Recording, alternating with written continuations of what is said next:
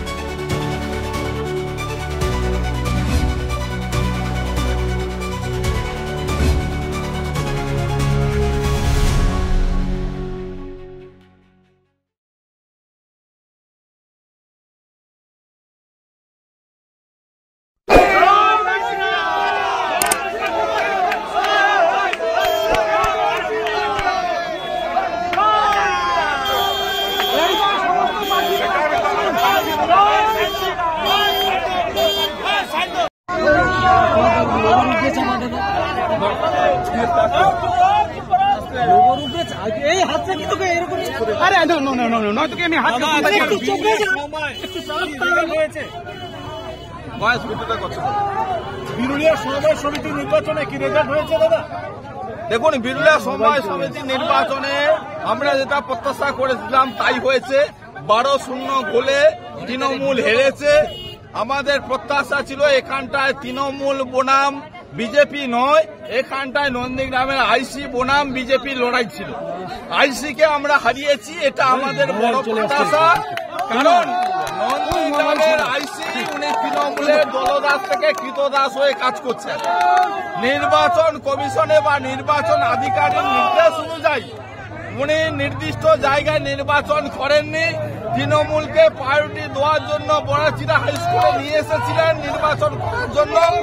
আমরা নির্বাচন আধিকারিককে বলেছিলাম বড়াচিড়া স্কুল কেন, আপনারা যদি নন্দীগ্রাম থানায়ও নির্বাচন করেন রাষ্ট্রবাদী নন্দীগ্রামের সৈনিকরা ভারতীয় জনতা পার্টিকে ভোট দেবে।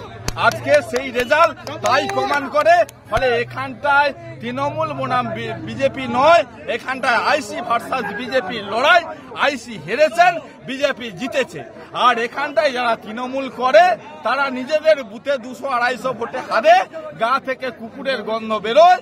ফলে তাদের নৈতিক অধিকার নেই যে কোনো নির্বাচনে অংশগ্রহণ করার, তাই তারা হেরেছে। এখানটায় আইসি হেরেছে, বিজেপি জিতেছে। এটা আমাদের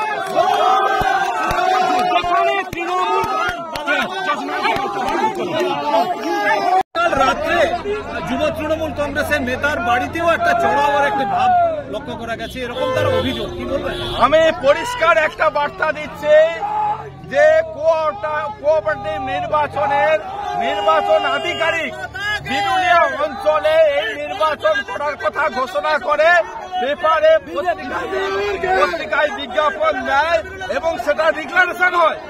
আইসির নির্দেশে তৃণমূলকে সুবিধা পাইয়ে দেওয়ার জন্য এই বড়াচিড়া স্কুলে নির্বাচন করার ব্যবস্থা করে আইসি করে। একজন প্রশাসনিক কর্তা কখনো নির্বাচনের ভেন্যু ঠিক করতে পারে না, যেটা নন্দীগ্রাম থানার আইসি করেছে। তাই আমি আইসিকে কথা দিয়েছিলাম এইখানটায় বড়াচিড়া স্কুলে কেন, আপনার নন্দীগ্রাম থানায় নির্বাচন করুন, সাতেঙ্গাবাড়িতে নির্বাচন করুন, আমরা যেখানটায় হোক রাষ্ট্রবাদী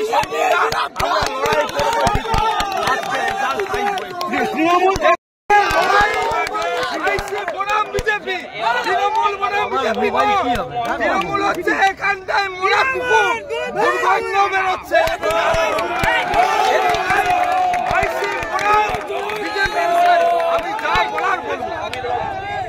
প্রার্থীরা জয়লাভ করলেন, কি বলবেন? এখনো পর্যন্ত পূর্ব মেদিনীপুর জেলায় 51টা সমবায় সমিতিতে ভারতীয় জনতা পার্টি সমর্থিত রাষ্ট্রবাদীরা জিতেছে। প্রতীক থাকে না, তাই আমরা সরাসরি দলের জয় বলি না ওদের মতো। তা এটাতে সমবায়ীরা অংশীদার বন্ধুরা ভোটদান করেন। আমাদের এখন অবধি 51টা সমবায় সমিতি কোলাঘাট থেকে এগরা আমরা জিতেছি। এবং যেখানে হিন্দু মেজরিটি আছে শেয়ার হোল্ডার, এমন কোনো সমবায় সমিতি আমরা হারিনি। যেখানে মুসলিম মেজরিটি আছে সেখানে তৃণমূল কংগ্রেস জেতে। খুব শার্প পোলারাইজেশন এখানে আছে, সেটা শুধুমাত্র পঞ্চায়েত, লোকসভা, বিধানসভায় নয়, আপনার সব ক্ষেত্রে হিন্দু ভোটাররা ওদের ভোট দেয় না, আর মুসলিম ভোটাররা ওদের ভোট দেয়। অনেকে চায় না কিন্তু বাধ্য হয়। সেখানে আমাদের সাংগঠনিক লোকজন বা নেতৃত্বের কিছু কমতিও আছে, আর সাথে সাথে ওখানে রাজনৈতিক পরিবেশও নেই। অনেক গরিব মুসলিম তারা তৃণমূলকে হারাতে চায় কিন্তু সুযোগ পায় না, দাপটটা ওদের থাকার জন্য। স্বাভাবিকভাবে আরও যে কটা হবে তাতে আপনি যেমন 27 তারিখে গড় চক্রবর্তী সমিতি আছে, ওখানে মুসলিম ভোট বেশি 375, হিন্দু ভোট 305। তারপরে আমার সোনাচূড়া আছে, সোনাচূড়াতে তো 990-তে জিতবো আমি। আমাদের সব ক্যালকুলেশন করা আছে। 16টা সিটই নরেন্দ্র মোদী পাবে এখান থেকে, বিরুলিয়ার 16টা সিটই পাবে। এখানে এসব এখানে ব্যক্তির কোনো ব্যাপার নেই। এখানে হিন্দুরা ফুল কনসলিডেটেড। আমরা 2021-এ বিজেপিকে দিয়েছি এই জেলা থেকে 44%। আমরা 24-এ বিজেপিকে দিয়েছি এই জেলা থেকে 46% ভোট। রাজ্যে যেখানে 39%, পূর্ব মেদিনীপুর থেকে পেয়েছে বিজেপি 46% ভোট। 46% ভোট যেদিন রাজ্যে বিজেপি পাবে সেদিন বিজেপি সরকারের ক্ষমতায় আছে। তো এখানে ভোটার পদ্মফুল নরেন্দ্র মোদী। আর আমি সমন্বয়ের কাজ করি। আমার সমস্ত সাথী জেলা সভাপতি আছেন, সমস্ত রাষ্ট্রবাদীরা আছেন, তাদের সবাইকে নিয়ে, শুধুমাত্র বিজেপি নয়, বিজেপির বাইরেও বিরাট সংখ্যক লোকজন তারা আমাদেরকে সমর্থন করেন যাতে এদের হাত থেকে আমরা মুক্তি দিতে পারি। স্থানীয় নেতারা একটা অভিযোগ করছিলেন বিজেপির আপনাদের নন্দীগ্রামে যে আইসির বিরুদ্ধে, তিনি ভোট কেন্দ্রটাকে অন্যত্র নিয়ে যাওয়ার জন্য একটা চেষ্টা করেছেন। করে কোনো লাভ হবে না। এর আগে দুটো বন্ধ করেছিল, কি রেজাল্ট হয়েছে? কালীচরণপুর বন্ধ করেছিল, তার রেজাল্ট কি হয়েছে? হরিপুরে বন্ধ করেছিল, কি রেজাল্ট হয়েছে? দেবীপুরে বন্ধ করেছিল, কি রেজাল্ট হয়েছে? আশারতলাতে বন্ধ করেছিল, কি রেজাল্ট হয়েছে? রেজাল্ট আমার কাছে, রেজাল্ট অন্য জায়গায় খুঁজে কোনো লাভ নেই। 51টা সমিতি জিতেছি, আরও যত ভোট হবে জিতবো।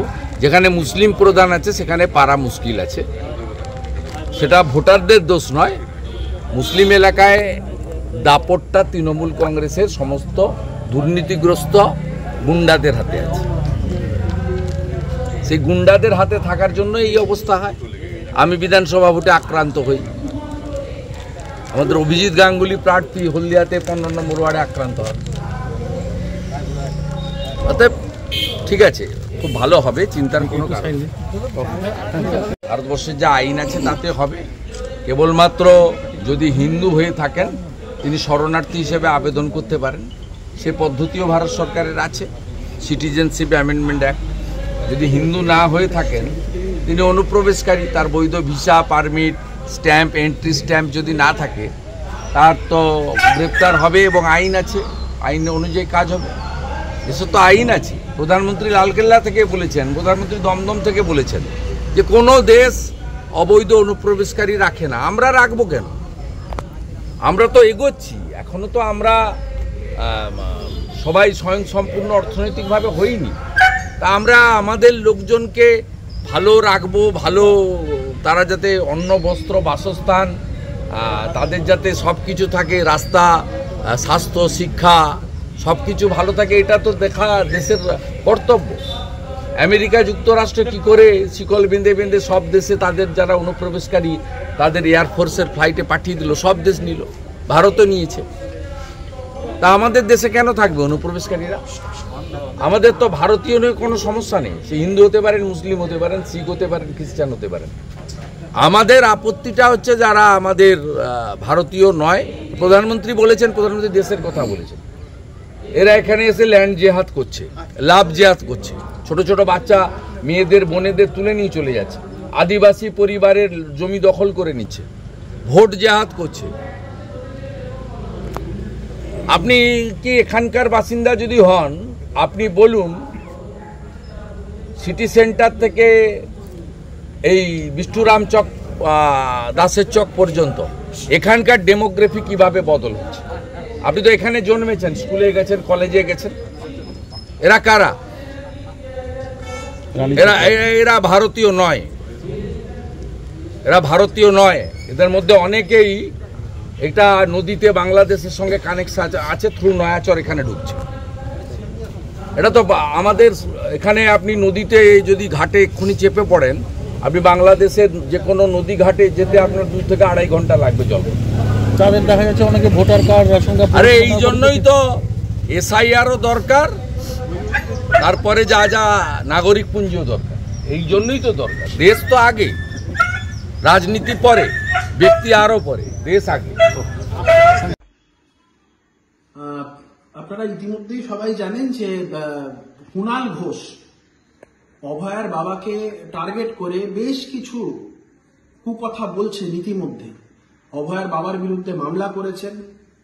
কিছুক্ষণ আগে তার সমাজ মাধ্যমে একটি পোস্ট করেছেন, তাতে বেশ কিছু কথা বলেছে যেগুলো সম্পূর্ণরূপে আপত্তিকর এবং এই ধরনের কথা বলা যায় না। বিশেষ করে অভয়ার বাবাকে তো বলাই যায় না। যে মানুষটা তার স্ত্রীকে নিয়ে বিচারের দাবিতে বিগত 1 বছর ধরে শিরদাঁড়া সোজা রেখে লড়াই করে যাচ্ছে, শত প্রলোভন উপেক্ষা করে, সেই মানুষটাকে এই ধরনের কথা।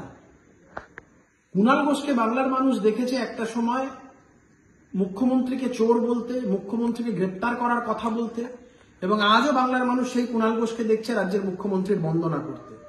তাই কুণাল ঘোষের ক্রেডিবিলিটি আর ওই অভয়ার বাবার ক্রেডিবিলিটি, এটা বাংলার মানুষ জানে যে কার কতটা ক্রেডিবিলিটি।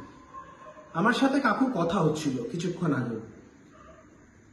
9 তারিখে নবান্ন অভিযান যেদিন হয়, সেদিনকে আপনারা সবাই জানেন যে পুলিশের নিগ্রহের কারণে অভয়ের মায়ের মাথায় আঘাত লাগে এবং তারপরে কুণাল ঘোষকে বলতে শোনা যায় যে আমি নাকি অভয়ের মাকে ধাক্কা মেরে ফেলে দিই, তার ফলে তিনি মাথায় চোট পান। এবং এই সংক্রান্ত একটি ভিডিও কুণাল ঘোষ অভয়ার বাবার মোবাইলে হোয়াটসঅ্যাপে পাঠান এবং তাকে উস্কানোর চেষ্টা করেন যাতে তিনি আমার বিরুদ্ধে মুখ খোলেন। অভয়ের বাবা সেটা করেননি, কারণ তিনি সত্যের পথে চলেছেন এবং তিনি জানেন আসল ঘটনাটা কি। যে মানুষটা নিজের মেয়ের এই জঘন্য পরিণতির বিরুদ্ধে দাঁড়িয়ে, যিনি ন্যায় বিচারের দাবিতে লড়াই করছেন, সেই মানুষটা যাই হোক মিথ্যাচার করবে বলে অন্তত আমি বাংলার মানুষ কেউ মনে করে না। তিনি স্পষ্টত এসে বলেছেন যে সত্যি ঘটনাটা কি, এবং তিনি এও বলেছেন যে আমি ওদের ছেলের মতো এবং ওদের সাথে আমার যে সম্পর্ক সেই কথাও কাকু বলেছে। তাই এই কুণাল ঘোষের উস্কানিতে সায় না দেওয়ার কারণেই আমি মনে করি যে কুণাল ঘোষের কোথাও অভয়ার বাবার প্রতি একটা গোঁসা, এবং সেই গোঁসার কারণে এই মামলা মোকদ্দমা করা বা হচ্ছে গিয়ে তার বিরুদ্ধে এই ধরনের কুকথা বলা, সমস্ত কিছুর হিসাব তোলা থাকবে। কুণাল ঘোষ যে অন্যায়, যে অনাচার করছেন, যে ব্যবহার বা যে উক্তি অভয়ার বাবার প্রতি করছেন, এটা বাংলার মানুষ দেখছে, বাংলার মানুষ যথাসময়ে বিচার করবে।